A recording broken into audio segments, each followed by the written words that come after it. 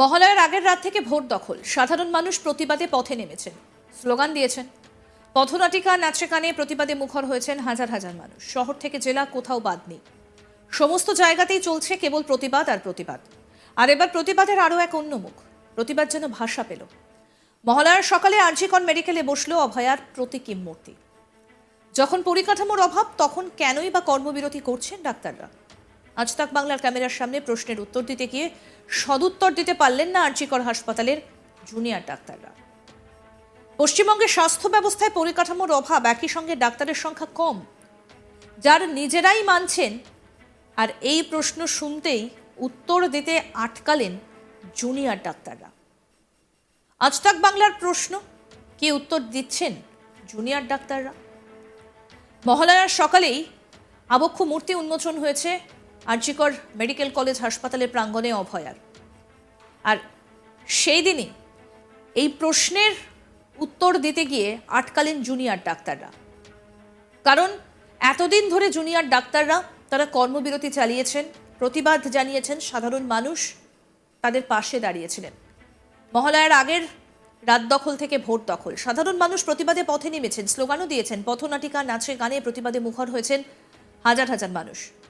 শহর থেকে জেলা কোথাও বাদ নেই, সমস্ত জায়গাতেই চলেছে কেবল প্রতিবাদ আর প্রতিবাদ। আর এবার প্রতিবাদের আরও এক অন্য মুখ, প্রতিবাদ যেন ভাষা পেল। মহালয়ার সকালে আরজিকর মেডিকেলে বসলো অভয়ার প্রতীকী মূর্তি। যখন পরিকাঠামোর অভাব, তখন কেনই বা কর্মবিরতি করছেন ডাক্তাররা? আজ তাক বাংলার ক্যামেরার সামনে প্রশ্নের উত্তর দিতে গিয়ে সদুত্তর দিতে পারলেন না। শুনুন কি বলছেন জুনিয়র ডাক্তাররা। সমাজের মধ্যে যারা বিবেকবান অংশ রয়েছে, তাদের হৃদয়ে যে ক্রন্দন রোল উঠেছে, এই মূর্তি তাদের সেই সবার ক্রন্দনকে প্রতিধ্বনিত করছে। এবং এই মূর্তি সমাজের আজকে যে বিভৎস রূপ, যে পচা গলা সমাজের বুকে মেয়েদেরকে এভাবে অত্যাচারিত হওয়ার কথা ভাবতে হয়। কাজের জায়গায়, বাড়িতে, রাস্তাঘাটে, সব জায়গায় কোথাও একজন মেয়ে সুরক্ষিত থাকতে পারে না। সেটা সেই সমাজের রুচি সংস্কৃতির যে অবনমনের মধ্যে দিয়ে ফুটে ওঠে। সেখানে কোথাও গিয়ে তো আমাদের মানবিকতার যে বেসিক জায়গাটা, সেই জায়গাটা কোথাও নষ্ট হচ্ছে বলেই আমরা মনে করছি। ফলে এই মূর্তি একদিকে এই প্রায় ঘুণ ধরে যাওয়া, ধ্বংস হয়ে যাওয়া সমাজের বুকে সমগ্র নারী জাতির এবং সমস্ত বিবেকবান মানুষের যে আর্তনাদ, সেই আর্তনাদের প্রতিফলন হিসেবেই রয়েছে। রোগীদের ক্ষেত্রে যে সমস্ত হয়রানি তৈরি হয়, স্বাস্থ্য ব্যবস্থার যে ডেফিসিয়েন্সি, স্বাস্থ্য ব্যবস্থার যে ল্যাকিংস, তার জন্য রোগীদের হয়রানি তৈরি হয় এবং রোগীদের যে ক্ষোভ তৈরি হয়, সেই ক্ষোভটা নেমে আসে ডাক্তারদের উপর। এটা তো বহুদিন ধরে হচ্ছে, আর কবে এটা সুরাহা হবে? প্রতিবার ডাক্তারদের আন্দোলন হয়, শাসক এবং যারা মন্ত্রী আমলারা রয়েছে তারা নানান রকম প্রতিশ্রুতি দিয়েই গায়েব, প্রতিশ্রুতি দিয়েই খালাস, এবং তারপরে সেগুলোর কোনো ইমপ্লিমেন্টেশন দেখি না। আজকে সুপ্রিম কোর্টে এই জায়গাটাকে তিরস্কার করেছে যে কোনো ক্ষেত্রেই ইমপ্লিমেন্টেশন 50%-এর উপরে যেতে পারেনি। তাহলে এই যে সুরক্ষার প্রশ্নটা আমরা বারবার বলছি, সেই সুরক্ষাটা কোথায় ইমপ্লিমেন্ট করা হয়েছে?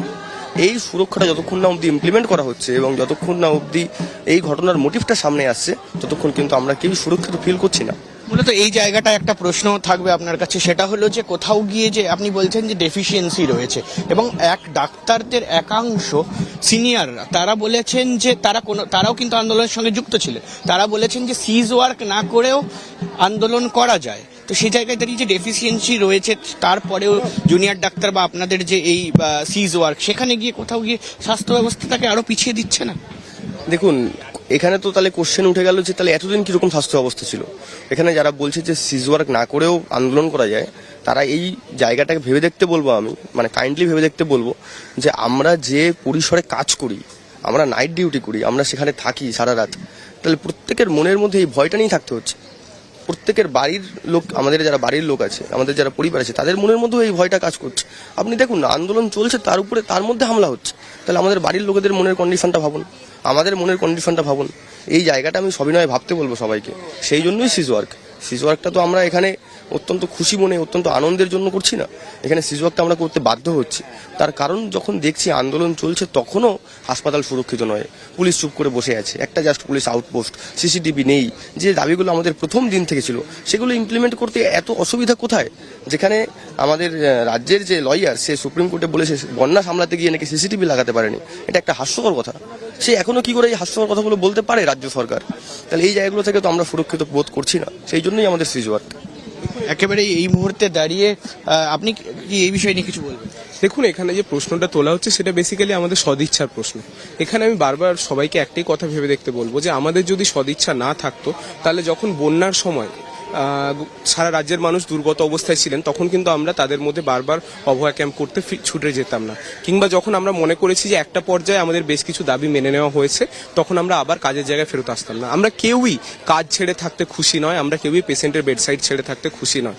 এত সত্ত্বেও যখন একটা পরিস্থিতি এরকম দাঁড়ায়, যেখানে দাঁড়িয়ে কেবল আমাদের সুরক্ষা নয়, আসলে একটা হাসপাতালে যখন হামলা হয় তখন তো রোগী সুরক্ষাটাও প্রশ্নের মুখে এসে দাঁড়ায়। তাহলে সেই অবস্থায় সেখানে কি করে চিকিৎসা ব্যবস্থা চলতে পারে, এই প্রশ্নটা দেখার দায়িত্ব তো কেবল আমাদের জুনিয়র ডাক্তারদের নয়, এই প্রশ্নটা দেখার দায়িত্ব সিনিয়র ডাক্তারদের এবং আরো যারা যারা হাসপাতালের বিভিন্ন স্তরে রয়েছেন, অ্যাডমিনিস্ট্রেটর থেকে শুরু করে স্বাস্থ্যমন্ত্রী অবধি সবার। সেখানে তারা সবাই তাদের মতন করে এই চিন্তাভাবনাটায় রয়েছেন এবং থাকবেন বলেই আমরা আশা করি। তার যদি না হয়, তাহলে যে বিভিন্ন ডেফিসিয়েন্সিগুলো তৈরি হয়, সেই ডেফিসিয়েন্সিগুলোকেই আমরা যাতে পূরণ করে ফেলা যায়, সেজন্যই আমরা আন্দোলনের পথে রয়েছি। তা না হলে আমরা চিকিৎসাই করতে চাই, যে চিকিৎসা আমরা এতদিন করে এসেছি, এবং বেসিক সেফটি সিকিউরিটি জায়গাগুলো পূরণ হলে আমরা আবার সেখানেই ফেরত যাব। একেবারে এই মুহূর্তে দাঁড়িয়ে কিন্তু ডাক্তারদের যে বার্তা, সেই বার্তা বারে বারে একই কথা স্পষ্ট। এবং তার পাশাপাশি দেখো, এই মুহূর্তে দাঁড়িয়ে আরও একটি ছবি দেখাই যে এখানে একেবারে আর্ট ওয়ার্ক করা হচ্ছে এবং সেই আর্ট ওয়ার্কের যে ছবি, একেবারে মা দুর্গার প্রতিস্থাপন কিছুটা কিন্তু ওইভাবেই করা হয়েছে, ত্রিশূল রয়েছে এবং তার পাশাপাশি লেখাটা আমি একবার দেখাতে বলবো যে অভয়াকে ভুলো না। সেটা কিন্তু স্পষ্ট লেখা রয়েছে যে অভয়াকে ভুলো না। আজ মহালয়ার দিন এবং সেই মহালয়ার দিনে কিন্তু বিশেষ বার্তা দিচ্ছে জুনিয়র ডাক্তাররা এবং তার পাশাপাশি সিনিয়র ডাক্তার সহ ইন্টার্ন, মেডিকেলের যারা পড়ুয়া রয়েছে আর.জি. কর হাসপাতালের, তারা সবাই হাজির ছিলেন। এবং যেরকম মূর্তি প্রতিস্থাপন করা হলো, ঠিক মূর্তি প্রতিস্থাপন করার পাশাপাশি কিন্তু এখানে বিভিন্ন কর্মসূচি চলছে এবং একবার মূর্তির দিকে যাব এবং সেই মূর্তিটা কাছ থেকে দেখাবো যে অভয়াকে যেভাবে প্রতিস্থাপন করা হয়েছে। সেটা লেখাটা আগে দেখাই যে 9ই আগস্ট 2024 আর.জি. কর মেডিকেল কলেজে নারকীয় বর্বরতার শিকার পোস্ট গ্র্যাজুয়েট ট্রেনি অভয়া স্মরণে ক্রাই অফ দ্য আর। এবং সেই ক্রাই অফ দ্য আর, যেটাকে বলা হচ্ছে যে শেষ আর্তনাদ এবং শেষ সময়ে অভয়ার সঙ্গে কি ঘটেছিল, সেটার ছবি কিন্তু আমরা একেবারে সামনে থেকে দেখাচ্ছি। এবং সেই যে মূর্তি, সেই মূর্তি আজ প্রতিস্থাপন করা হয়েছে আর.জি. কর হাসপাতালে।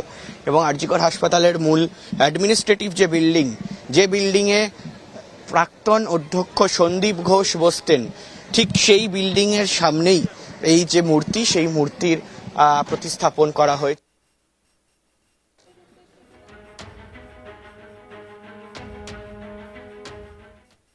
দেখতে থাকুন আজ তাক বাংলা, সাবস্ক্রাইব করুন।